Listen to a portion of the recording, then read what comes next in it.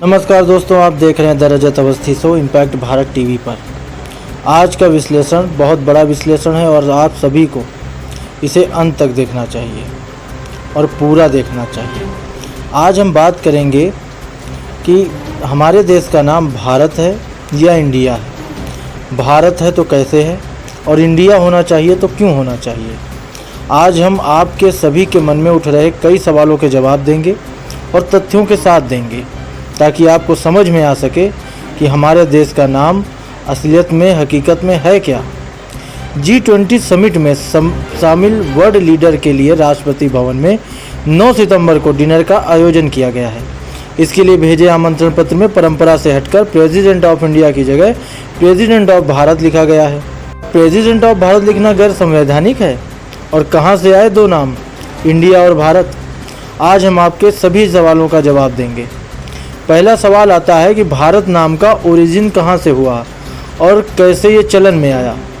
तो इस पर हम आपको बताना चाहेंगे। प्राचीन काल से भारत के अलग अलग नाम रहे हैं, जैसे जम्बूद्वीप, भारतखंड, हिमवर्ष, अजनाब वर्ष, भारतवर्ष, भारत, आर्यावर्त, हिंद, हिंदुस्तान और इंडिया। हालांकि इनमें सबसे ज़्यादा प्रचलित नाम भारत ही रहा है। अब भारत शब्द कैसे आया, इस पर आपको बताते हैं। पौराणिक काल में भरत नाम के कई रेफरेंस मिलते हैं, जैसे राजा दशरथ के बेटे और राम के छोटे भाई भरत। नाट्य शास्त्र के रचयिता भरत मुनि, पुरुवंश के राजा दुष्यंत और शकुंतला के बेटे भरत, जिनका जिक्र महाभारत में भी है। महाभारत में भरत को 16 सर्वश्रेष्ठ राजाओं में गिना गया है। पौराणिक मान्यताओं को आधार मानने पर भारत नाम के पीछे दुष्यंत के बेटे भरत का ही जिक्र आता है। ऋग्वेद की एक शाखा ऐतरेय ब्राह्मण में भी दुष्यंत के बेटे भरत के नाम पर ही भारत नामकरण का तर्क है। इसमें भरत को एक चक्रवर्ती राजा यानी चारों दिशाओं को जीतने वाला राजा कहा गया है। ऐतरेय ब्राह्मण में इसका भी जिक्र है कि भरत ने चारों दिशाओं को जीतने के बाद अश्वमेध यज्ञ किया, जिसके चलते उनके राज्य को भारतवर्ष कहा गया। मत्स्य पुराण में मनु को भरत कहा गया है। मनु को प्रजा को जन्म देने और उसका भरण पोषण करने के कारण भारत कहा गया है। जिस क्षेत्र में मनु का राज था उसे भारतवर्ष कहा गया है। जैन धर्म के धार्मिक ग्रंथों में भी भारत नाम का जिक्र मिलता है। कहा जाता है कि भगवान ऋषभदेव के बड़े बेटे महायोगी भरत के नाम पर देश का नाम भारतवर्ष पड़ा। विष्णु पुराण में एक श्लोक है, उत्तर यत् समुद्रस्य हिताद्वैश्चैव दक्षिणम वर्ष तत् भारतम नाम भारती यत्र संतति, यानी जो समुद्र के उत्तर व हिमालय के दक्षिण में है वह भारतवर्ष है और हम सब उसकी संतानें हैं। कई इतिहासकारों का मानना है कि महाभारत का युद्ध ईसा से करीब 2500 साल पहले हुआ था। फिर इस युद्ध का नाम महाभारत क्यों पड़ा? दरअसल कौरव पांडवों के घर की लड़ाई ने जब बड़ा रूप लिया तो दो परिवारों की इस लड़ाई में उन सभी राज्यों ने हिस्सा लिया था जो भारतवर्ष की भौगोलिक सीमा में आते थे। वर्ष का मतलब संस्कृत में हिस्सा या इलाका होता है। इस युद्ध में तत्सु जाति के लड़ाकों ने 10 राज्यों के संघ पर जीत हासिल की। कौरवों की जीत के बाद उनका वर्चस्व बढ़ा और उनके जीते गए 10 राज्यों के संघ को भारत कहा गया। तत्सु जाति दरअसल भारत नाम के लोगों का एक समूह था। ये आर्यों के बीच के ही थे। भारतीय उपमहाद्वीप के पश्चिम उत्तर में बसने वाले आर्यों के इस ग्रुप का उल्लेख सबसे पहले ऋग्वेद के 7वें मंडप में मिलता है। हमारे देश का नाम भारत ही सबसे पुराना कहा जा सकता है। अब अगला सवाल आता है कि इंडिया नाम का ओरिजिन कहाँ से हुआ, ये चलन में कैसे आया। सिंधु नदी को ग्रीक भाषा में इंडस नाम से जानते थे। इंडस शब्द लैटिन भाषा से लिया गया है। यूनान के इतिहासकार हेरोडोटस ने 440 ईसा पूर्व इंडिया शब्द का इस्तेमाल किया था।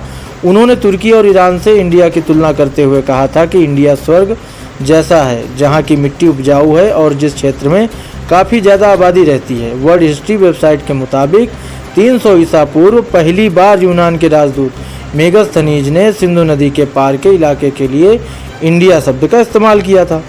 हिंद और हिंदुस्तान शब्द का इतिहास भी लगभग 2500 साल पुराना है। माना जाता है कि बाहर से आने वाले लोग सा को हा बोलते थे, इसलिए सिंध बन गया हिंद। आगे चलकर इस सभ्यता से जुड़े बड़े लोगों को हिंदू कहकर पुकारा जाने लगा और इस क्षेत्र को हिंदुस्तान। यह भी माना जाता है कि हिंदू कुश की पहाड़ियों के पीछे का क्षेत्र हिंदुस्तान कहा जाता था। जे बैरो ने अपने article from Hindustan to India names changing names में लिखा है कि 18वीं शताब्दी के मध्यकाल से इसके अंत तक दुनिया के दूसरे हिस्से में हिंदुस्तान शब्द का इस्तेमाल अक्सर मुगल सम्राट के शासन वाले क्षेत्रों के लिए किया जाता था। 19वीं सदी में अंग्रेजों ने इंडिया शब्द का बड़े पैमाने पर इस्तेमाल शुरू कर दिया। इसके बाद अंग्रेजों के असर की वजह से रियासतों के राजा भी अपने राज्यों में भारत नाम बोलने के लिए इंडिया शब्द का इस्तेमाल करने लगे थे।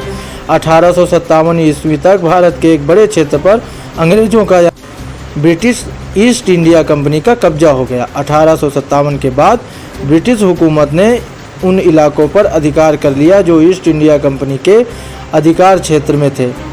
इसी समय इंडिया नाम का इस्तेमाल देश और दुनिया में तेजी से बढ़ गया। अब अगले सवाल की बात करते हैं। संविधान सभा में भारत और इंडिया दोनों नामों पर क्या चर्चा हुई और कैसे दोनों नाम स्वीकार हुए?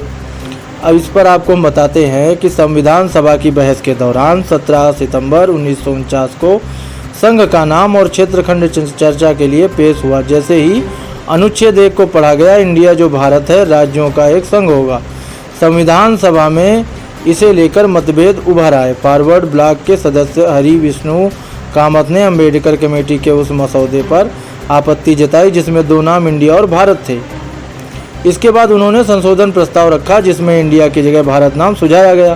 सेठ गोविंद दास ने कहा कि वेदों, महाभारत, कुछ पुराणों और चीनी यात्री ह्वेनसांग के लेखों में भारत देश का मूल नाम था। इसलिए स्वतंत्रता के बाद संविधान में इंडिया को प्राथमिक नाम के रूप में नहीं रखा जाना चाहिए। संयुक्त प्रांत के पहाड़ी जिलों का प्रतिनिधित्व करने वाले हरगोविंद पंत ने स्पष्ट किया कि उत्तर भारत के लोग भारतवर्ष नाम चाहते हैं और कुछ नहीं। कमेटी ने कोई भी संशोधन प्रस्ताव स्वीकार नहीं किए और हमारे संविधान में देश का नाम भारत और इंडिया दोनों पारित हो गए। अब चौथा सवाल, G20 के डिनर आमंत्रण में प्रेसिडेंट ऑफ इंडिया की जगह प्रेसिडेंट ऑफ भारत लिखना क्या गैर संवैधानिक है? इसका जवाब हम आपको बताते हैं। सुप्रीम कोर्ट के वरिष्ठ वकील विराग गुप्ता के मुताबिक ये गैर संवैधानिक नहीं है। भारत के संविधान के आर्टिकल 1 में लिखा है इंडिया दैट इज भारत। एक बार आप फिर समझिए, India that is Bharat shall be a union of states, अर्थात इंडिया जो भारत है राज्यों का एक संघ होगा। यानी हमारे देश का नाम भारत और इंडिया दोनों है। इन दोनों का इस्तेमाल संवैधानिक है। हालांकि अगर कोई हिंदुस्तान, आर्यावर्त या जम्बूद्वीप लिखने लगे तो इसे संविधान के खिलाफ माना जाएगा। प्रेसिडेंट ऑफ इंडिया की जगह प्रेसिडेंट ऑफ भारत लिखकर एक परंपरा का निर्वहन नहीं किया गया है। इसे इसी रूप में देखना चाहिए। अगला सवाल है कि अगर ये गैर संवैधानिक नहीं है तो दिक्कत क्या है? इस पर कंट्रोवर्सी क्यों हो रही है? ये कंट्रोवर्सी राजनीतिक है। चूँकि विपक्षी दलों के गठबंधन ने अपना नाम इंडिया रख लिया है, इसलिए मोदी सरकार ने इस नाम का इस्तेमाल कम कर दिया होगा। भारत नाम पर ज़्यादा जोर दिया जा रहा है। विपक्ष इस पर आपत्ति जता रहा है। दिल्ली सीएम अरविंद केजरीवाल ने कहा इंडिया नाम के अलायंस बनने के बाद ये देश का नाम बदल रहे हैं। अगर कल इंडिया अलायंस ने मीटिंग करके अपना नाम भारत रख लिया तो क्या ये भारत का नाम भी बदल देंगे और क्या ये भारत का नाम बीजेपी रख देंगे? अब राजनीतिक बयान सबके अपने अपने हो सकते हैं, अपने अपने व्यक्तिगत हैं। अगर देश का अंग्रेजी नाम इंडिया खत्म करना है तो सरकार को क्या करना चाहिए? ये अगला सवाल भी लोगों के दिमाग में उठता होगा। विराग गुप्ता के मुताबिक अगर देश का अंग्रेजी नाम इंडिया खत्म करके सिर्फ भारत करना है तो इसके लिए संविधान संशोधन करना पड़ेगा। संविधान संशोधन की प्रक्रिया आर्टिकल 368 में दी गई है। संसद के पास ये शक्ति है कि वो संविधान संशोधन कर सकती है। इसके लिए एक विधेयक लाना होगा और 2/3 बहुमत से पारित करना पड़ेगा। सुप्रीम कोर्ट में 13 जजों की खंडपीठ ने केशवानंद भारती केस में ऐतिहासिक फैसला दिया था कि संविधान संशोधन से संविधान के बुनियादी ढांचे में कोई बदलाव नहीं होना चाहिए। इस पूरे मामले को एक और तरीके से समझना चाहिए। सरकार ने हाल ही में 3 बड़े कानूनों में बदलाव प्रस्ताव रखा है। इसमें इंडियन पीनल कोड की जगह भारतीय न्याय संहिता रखा गया। इसका गैर हिंदी भाषी राज्यों में विरोध हो रहा है। अगर सरकार ने इंडिया नाम खत्म किया तो इसका भी कई राज्य पुरजोर से विरोध कर सकते हैं। अब अगला सवाल आता है कि अगर इंडिया नाम खत्म हो गया तो क्या क्या चुनौतियाँ आएंगी?